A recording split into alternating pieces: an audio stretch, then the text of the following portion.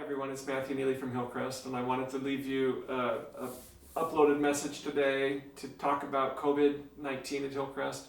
I invite any of you who have questions about this report to please feel free to reach out to me or to Sue Fairley in Woods. We've been so fortunate these last 4 to 5 months to not have COVID on our campus, and when you think about 400 residents and being COVID-free for so long, it's a great accomplishment. However, we have not been immune from this pandemic, and it has entered our community. We've had a few cases on campus. We have currently two cases in residential living. The individuals are self-isolating in quarantine, and I don't think quarantine is a verb. And they're doing well, and we're monitoring them closely.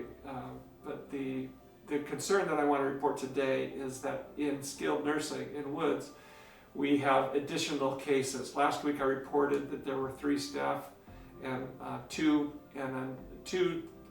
individuals who were tested positive for COVID and 1 who was questionable, so we were treating as if.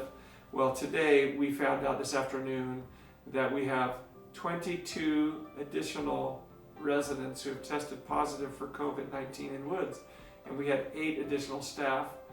These additional cases came because we're doing testing every week of 100% of all residents and all staff. So those are devastating figures. I think we're all sad and surprised and shocked and disappointed because of all the effort and the hard work that we have put in to avoid that and keep that from happening. But nevertheless, that is where we are. The good news is, of those 3 last week residents and the 22 this week, which makes 25, 15% or 15 of the 25 or 60% are asymptomatic. That's great news for us. We hope that these do not develop symptoms and that it will pass through them. Many people do not develop symptoms. Let's pray and hope that these residents will stay asymptomatic. Of the 10 who have shown some symptoms, we are carefully monitoring them and they're receiving loving and careful nursing care.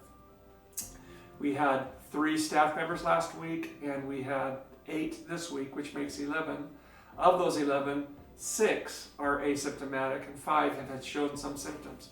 So these are the concerns that we have for the staff and for the residents. It's been an interesting report. Immediately upon receiving the report, we contacted the Department of Public Health to receive their guidance and direction. I just want to compliment them. They'll probably never see this video, but based on reports from my staff, they were very supportive and offered their suggestions and guidance very kindly and without accusation. That's atypical from government agencies who are responsible to enforce and to oversee. So at this time, that approach was very welcomed. We have separated the residents, those who are tested positive. We have cohorted them to minimize spread. We first wanted to prevent any introduction of the virus on our campus.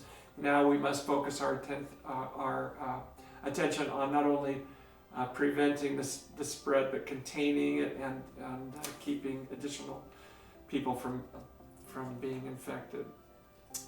The process of tracing has begun for these new residents and staff, where we need to try to determine the source, with whom have they associated recently, where they may have obtained it, and try to, from an epidemiological perspective, try to find the source and try to protect everybody from further infection and spread of the infection.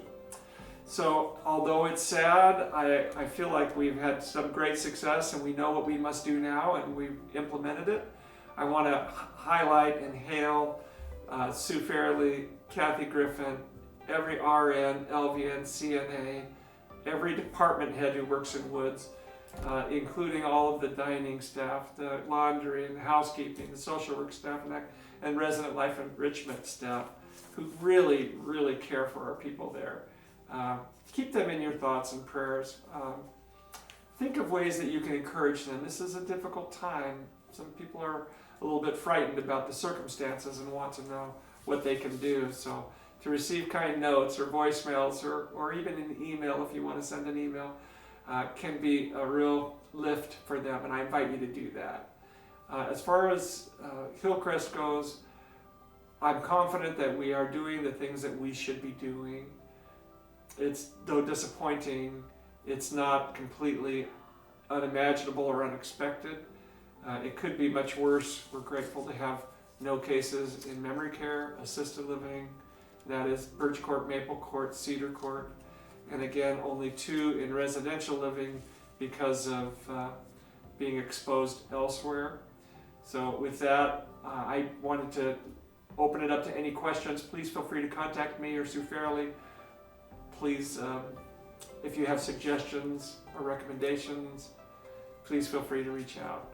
We want everybody to have what they need. And this is where we are, and I look forward to giving you another report soon, hopefully with better news than today. But it's important that we be transparent and candid. And so with that, I'll leave you and say that we're fully committed to make this right. Thank you very much.